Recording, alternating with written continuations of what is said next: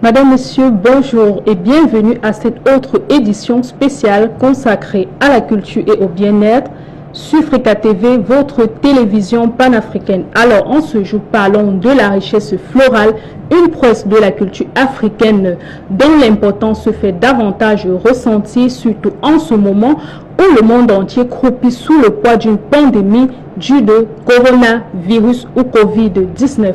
Alors, allons en Afrique où nous retrouvons l'immensité des richesses florales. Vu d'en haut, l'Afrique, le continent berceau de l'humanité, regorge des forêts qui s'étendent à l'infini. Denses, profondes et apparemment impénétrables, les forêts de l'Afrique s'étendent sur plus de 220 millions d'hectares. Elles offrent un refuge à tous, qu'il s'agisse d'espèces animales ou végétales, rares en voie de disparition ou de miliciens redoutables. Sur ce continent, la flore extrêmement riche en plantes, dont les vertus dans la médecine ne sont plus réellement à démontrer. Oui, c'est d'ailleurs en Afrique, précédemment nommée la terre de Kama, que l'on reconnaît la pluridisciplinarité de ce grand savant noir, père de la médecine, du nom de Imhotep. C'est à ce dernier que l'on doit le symbole de la médecine. Il est l'auteur des chirurgies. Il fut le premier à utiliser des plantes pour guérir.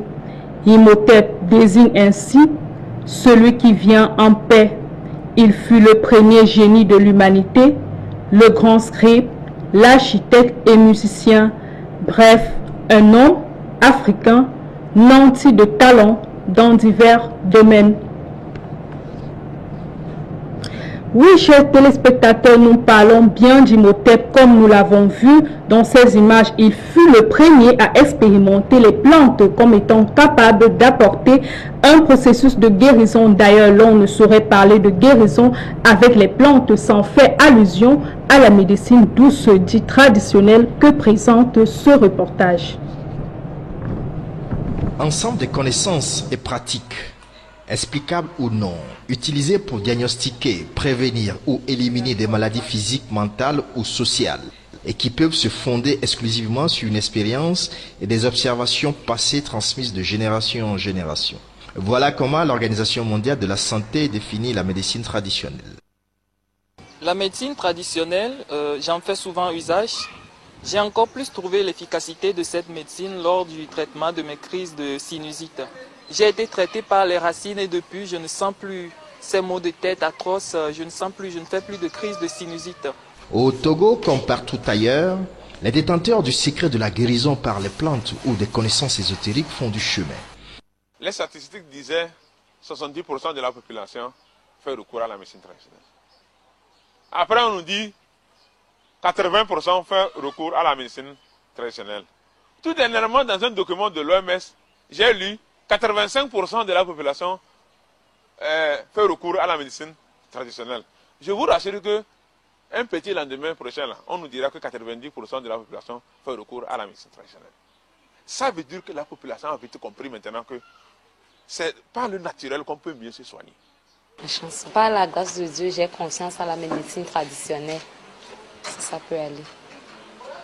La paupérisation aidant, les tradipraticiens au Togo ont pris d'assaut les médias pour vendre leurs promesses aux grandes dames des autorités, ouvrant la voie aux faux prophètes, aux charlatans sans scrupules qui vivent aux dépens de celui qui les écoute. Quand j'étais gosse, j'avais régulièrement des crises d'asthme. Et puis, on m'a amené chez un monsieur qui pratiquait la médecine traditionnelle. Mais j'ai beau utiliser tout ce qui m'a prescrit comme médicament, mais je n'ai pas été satisfaite. Dans nos recherches, nous avions rencontré un fils de guérisseur traditionnel, docteur en pharmacie, avec une thèse sur la contribution à l'étude des dicotylédones médicinales. Je veux dire, les plantes à feuilles médicinales.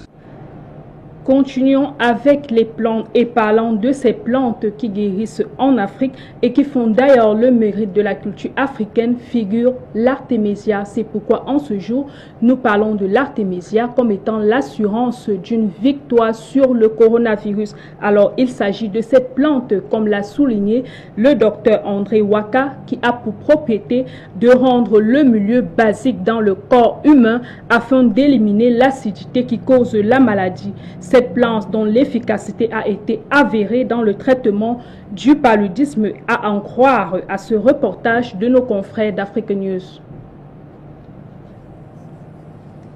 Pour ses adeptes, cette plante est une solution miracle contre le paludisme.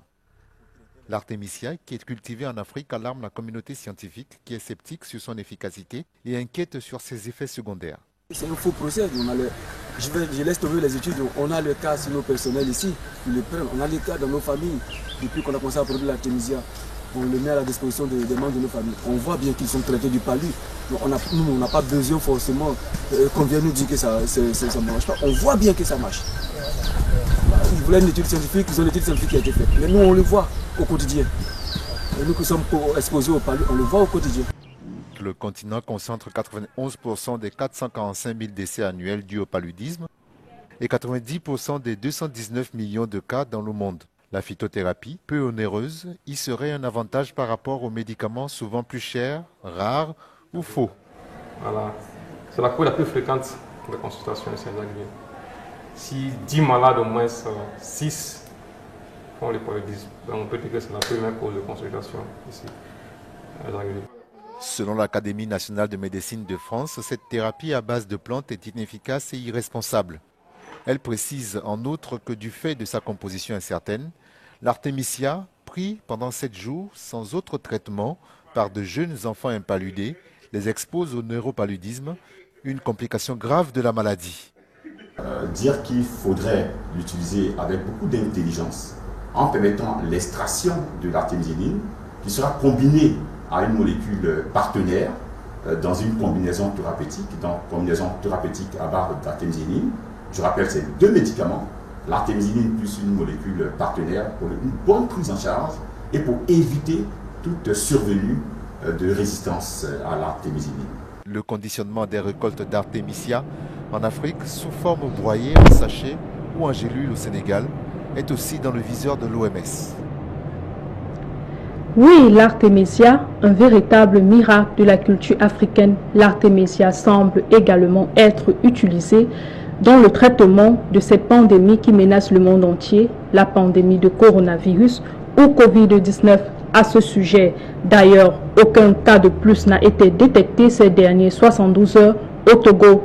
Du côté du Ghana, le président Nana Akufo-Addo a ordonné la levée du confinement dans ces 2 plus grandes villes, notamment Accra et Kumasi, alors que de notre côté, le Zimbabwe et le Nigeria ont rallongé leur période de confinement.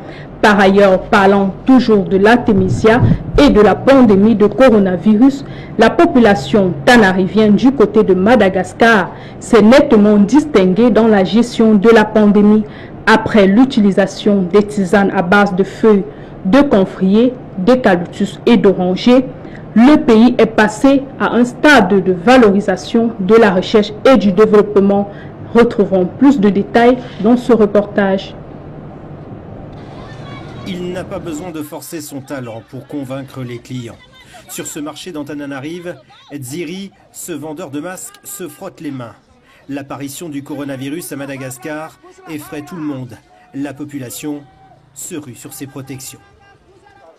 Avant, avec le dentifrice, je gagnais 2 € par jour. Aujourd'hui, avec les masques, je rentre chez moi avec plus de 7 € tous les soirs.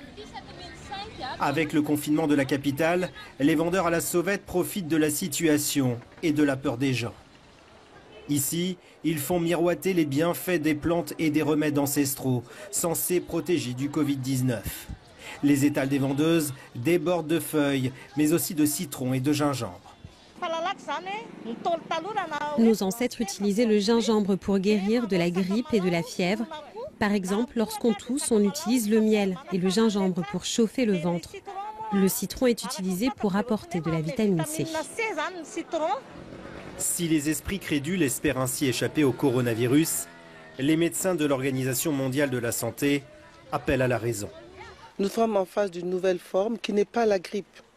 Alors toutes les idées reçues, qui sont des idées souvent des bonnes idées de grand-mère dans le passé, doivent être mises en question.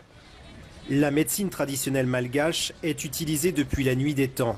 Mais cette fois, l'OMS est formelle, aucune étude scientifique ne prouve l'efficacité de ces plantes contre le Covid-19. Oui, nous sommes à Madagascar, dans ce pays d'Afrique où le président de la République du nom d'André Rajoelina a effectué à l'Institut malgache de recherche appliquée ce 20 avril le lancement officiel d'un produit, le Covid organique, une tisane bio fabriquée à base de cette plante miracle qu'est l'artémisia. Écoutons sur ce plateau ce chef-d'œuvre réponse de l'État malgache face à la pandémie de coronavirus. Reportage. C'est à l'IMRA, Institut malgache de recherche appliquée à Varbujaitos, qu'a été présenté officiellement ce 20 avril le Covid Organics ou CVO. Ce médicament, proposé sous 3 formes, liquide, tisane ou décoction, est présenté par les autorités malgaches comme étant la meilleure arme pour prévenir le coronavirus. Tous les essais et tests de ce premier remède ont été menés et son efficacité dans la réduction et l'élimination des symptômes a été prouvée pour le traitement des patients atteints du Covid-19 à Madagascar. Le Tambaf CVO est un médicament à base d'artémisia, une plante qui a déjà fait ses preuves dans la lutte contre le malaria par le passé. Les chercheurs malgaches y ont ajouté d'autres plantes pour en améliorer l'efficacité. Le Covid Organics sera très prochainement distribué à toutes les familles malgaches afin que ces derniers puissent se prémunir contre le coronavirus, devait indiquer le locataire Diavlo. On en distribuera aussi à tous les élèves qui reprendront les cours mercredi prochain. Présentée sous différentes formes, cette préparation sera mise en vente à des prix très accessibles.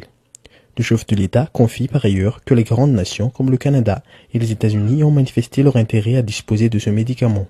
Aujourd'hui, moi je pense que je suis convaincu, je suis persuadé que en fait l'histoire nous prouvera, mais aujourd'hui il y a déjà 2 cas qui ont été guéris avec le Tambaf CVO, mais on verra en fait la suite. Pourquoi l'IMRA? Pourquoi? Qu'est-ce que nous voulons faire aujourd'hui? Ce que nous voulons faire aujourd'hui, c'est de vulgariser le Tambaf CVO pour protéger en fait notre population. Et hier même, on a déjà eu beaucoup de demandes de partout dans le monde, au Canada, aux États-Unis, en Europe, afin qu'on puisse, s'ils peuvent se procurer en fait du Tambaf CVO ou du Covid Organics. Même si le Tambaf CVO sera prescrit à titre préventif, le directeur général de l'IMRA, le Dr Charles Andianzar, assure que les travaux menés actuellement par les chercheurs devraient permettre d'établir les vertus curatives de ce médicament. Les observations cliniques qui sont en cours actuellement vont selon lui dans ce sens. Dans un premier temps, on va dire que c'est pour la prévention. Et après, il y avait déjà donc, ce que M. le Président avait dit auparavant, c'est qu'il y avait déjà 2 cas, mais on ne peut pas conclure. Mais c'est déjà une tendance. Soyons positifs. Soyons positifs.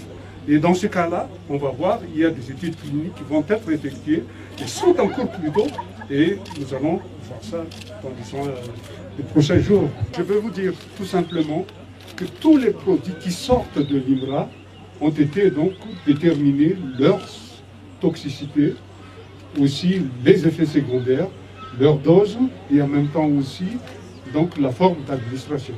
Donc ces médicaments ont été analysés. Donc s'il y avait du risque, comme vous le savez très bien, l'artémisia a été déjà utilisée depuis des millénaires. Ce qui veut dire que s'il y avait eu des effets secondaires et puis des effets donc, toxiques, dans ce cas-là, ça aurait été écrit. Et jusqu'à présent, vous n'avez pas vu dans la littérature scientifique qui proclame que l'artémisia présente des effets secondaires. Le président Yandj Radzuel fait par ailleurs savoir que l'État finance entièrement l'achat des matières premières utilisées dans la production de ce médicament. Tous les bénéfices générés par la vente du Tambaf CVO seront versés dans les caisses de l'IMRA pour permettre à ce dernier de développer ses travaux de recherche. C'est l'État. C'est l'État, c'est comme si vous me posez la question qui a financé la chloroquine, qui doit prendre en charge l'hospitalisation des gens à l'hôpital. L'État est là. En fait, nous avons, Madagascar aujourd'hui a le plus grand stock de l'artémisia en Afrique et peut-être même dans le monde aujourd'hui. Donc maintenant, nous avons réquisitionné en fait notre matière première tout d'abord pour sauver les Malagasy. Donc l'État, à travers, en termes de recherche, il y a l'IMRA qui est là, et l'État finance en fait l'achat de la matière première, et par la suite c'est l'IMRA qui commercialisera en fait le produit. Continuons en allant du côté de l'Afrique de l'Ouest où nous avons également vu les mérites de la culture africaine. Voilà, le Bénin et le Burkina Faso sont parvenus grâce aux recherches, au génie africain. Le Béninois, le docteur Valentin Ago, a apporté également leur contribution à travers ce remède pour lutter contre le coronavirus. Le produit, c'est l'apirivine, un concentré d'extrait de plantes qui agit à titre préventif, mais également curatif sur les patients de Covid-19. L'on se souvient des prouesses déjà réalisées par le docteur Angon sur le continent africain avec son médicament anti-palu contre le paludisme. Écoutons cette vidéo qui nous apporte plus d'explications. Je suis Dr Valentin Agon, directeur général de API Bénin, qui est une industrie pharmaceutique qui produit des phytomédicaments au Bénin. Et je suis également directeur général de API Pharma, l'institut para-universitaire de recherche et développement en santé et en industrie, situé à Kana, au Bénin. Alors, à votre question concernant ce que la presse dit sur Apivirine, qui guérit actuellement des malades au Covid-19 au Burkina Faso, je le confirme. En effet, il y a de cela 2 semaines, mes camarades de l'université de Burkina Faso, mes universitaires, des chercheurs comme moi, m'ont appelé et m'ont dit qu'il y a l'un de nos patrons qui serait malade, un Français qui serait malade de coronavirus. Donc on m'a appelé et j'ai envoyé par les cars qui quittent Cotonou pour Burkina, j'ai envoyé 4 boîtes de Apivirine. Et arrivé au Burkina Faso, ils les ont réceptionnés. Et en même temps, le jeudi 12 mars, ils ont mis le malade sous Apivirine avec 3 gélules x 4 par jour. Le lendemain, ce malade à la veille qui ne pouvait pas prendre son propre verre sur la table, qui n'avait plus d'énergie, qui était très fatigué, a pu se lever de son lit. Et puis, il a aussi pu faire son petit déjeuner. Il a aussi fait du vélo dans sa maison. Et donc, lorsqu'ils m'ont donné ce témoignage, j'ai dit, mais est-ce qu'il est vraiment positif au coronavirus? Et bien, quelques minutes après, le soir, ils m'ont envoyé la confirmation que ce malade est bien sûr positif au Covid-19. Alors, j'ai immédiatement écrit à notre ministre de l'Enseignement supérieur, Madame Eleonore Yahi, pour lui dire que c'est ainsi qu'on me demande au Burkina Faso que je vais me rendre et je lui rendrai compte.